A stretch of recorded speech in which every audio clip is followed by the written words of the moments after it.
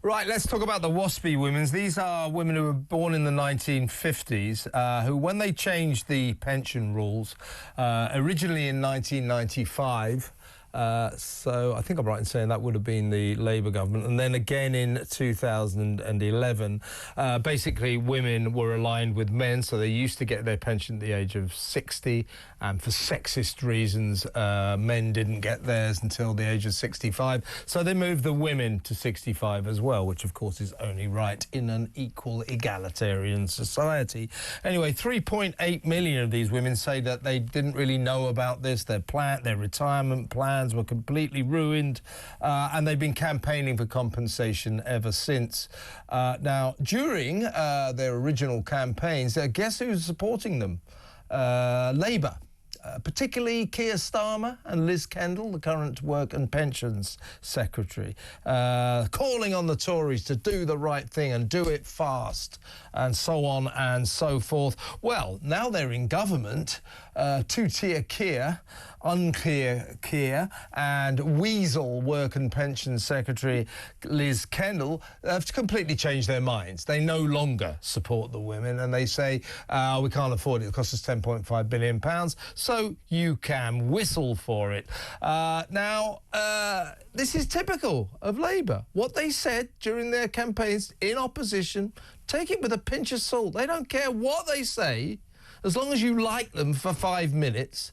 Then, when pinch comes to shove, they'll change their minds, like they have now. So, Isabel, I mean, can we trust a single word that these Labour people say? No. It's outrageous. This is just everything, isn't it? You know, from one policy to the next, they're doing the opposite of what they led us to believe they would do. I'm a bit sort of unsure where I stand on the Waspi women. I mean, they've clearly run a very effective campaign to highlight the way they feel that they've been sort of mistreated. At the same time, you know, this story was all over the news at the time about the adjustments in the age cut-off point. Must have been pretty hard to miss, and they had some 15 years of notice. So I don't think they're top of my own kind of list of priorities of people that need help. But it is one thing if Labour indicated that they would support these women, and now perhaps some of those affected voted for Labour on that basis, and now they find out that that was not worth the paper it was written on, or probably not written on. It's just another insight into this absolutely mendacious regime. I'm glad you said mendacious there, Isabel, because here's mendacious Keir in action. Check this out. A Wasp woman dies every 13 minutes. That's 2 since the Prime Minister took to the dispatch box today. That's 111 every day, and nearly 17,000 since he took office. So can I ask the Prime Minister, how many more Waspi women have to die before the government takes action to give them the financial redress and the justice that they are due?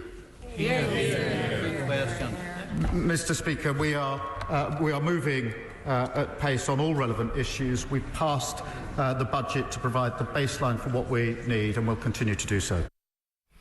Yeah, and back in the campaign, when he was in opposition, he just said that the government should, which was a Tory government, should be fair and fast and hand all of these women £3,000 compensation. You're right. I mean, first of all, some of these Labour morons, because they've only got, they're like parrots, they go, it's the Tories, it's their fault, we inherited this. Actually, no, you, Labour, started this. What we're talking about was maladministration. The government then did admit maladministration insofar as they did not put the Waspi women in the picture enough. So in the end, you're quite right. What we're talking about is women who were confused about the changing rules and were thrown into disarray because they felt they didn't have enough information. But it's not really about their case, about how much they deserve this money. It's about the fact that Labour foursquare. There's Keir with the Waspi women when he was in opposition. There's Angela Rayner with the Waspi women. Foursquare behind the Waspi women. Come on, you evil Tories, give them the £3,000. Now they're in government, you can't have it. I mean, they are so duplicitous, such liars. And I think that their election campaign, their deceitful, wickedly deceitful election campaign will change the face of politics in this country forever, because never again will the electorate trust parties with their manifestos. Everybody now feels that political manifestos, certainly on the part of Labour, are just a pack of lies. And this is awful, actually. And I think that, much as I don't want to be fair to Labour, they're hardly exclusively guilty on this front. I mean, look what the Tories did, most notably on immigration, promising repeatedly one thing and delivering the precise opposite. Look what the Lib Dems did notoriously years ago when they stood on a platform of no tuition fees and then proceeded to support the introduction of tuition fees. No wonder there is such anger out there towards politicians. No wonder politicians are held in such ill regard. And this is why the Reform Party chose not to use the word manifesto at the last election and actually characterised it as a contract with the people. And perhaps this is a direction that we're going to need to go, and other parties may embrace something similar, whereby actually they say this is what we are pledging to deliver and you must hold us accountable to this in much the same way as you would if it were a legally binding document. Now, we don't know whether the Reform Party would have ever been able to honour every bit of their contract. Perhaps voters would have ended up, had Reform somehow become the government, would have ended up trying to kind of sue them for breaches of contract. But at least there was a recognition there of the spirit of things and an acknowledgement that trust has fallen to such a low in manifestos that they're barely worth reading, really, are they? Because they actually, if anything, just give you a sense of what are the policy areas, no real sense of what a government once in power is actually going to do. Now, just before we move on, I'm going off piste here a bit, but there is a song that is on course to be #1, the Christmas #1 single, and it's called It's Gonna Be Cold This Christmas. It's a spoof on that Mud hit back in 1974, I think it was. I was only in my 50s during those days, so I was quite a young guy then. The one where it'll be cold this Christmas, freezing this Christmas, it's called. Lest you ever doubt it, the BBC always fawns to the government, always fawns to the royal family, but it particularly fawns to the British government when it's a Labour government. First of all, let's have a little listen to the song, shall we? It'll be freezing this Christmas while our money goes abroad. It'll be freezing this Christmas. Rachel Reeves is a fraud. It'll be cold, so cold, without fuel at home this Christmas. It's brilliant, and I think it fully deserves to be #1. But, of course, it follows in the footsteps of a long and dishonourable list of hit songs that the BBC has declined to play. #1 records often. The BBC always goes very prudish and Victorian about various pop songs. You remember Sex Pistols, God Save the Queen, We Can't Have the Queen Insulted.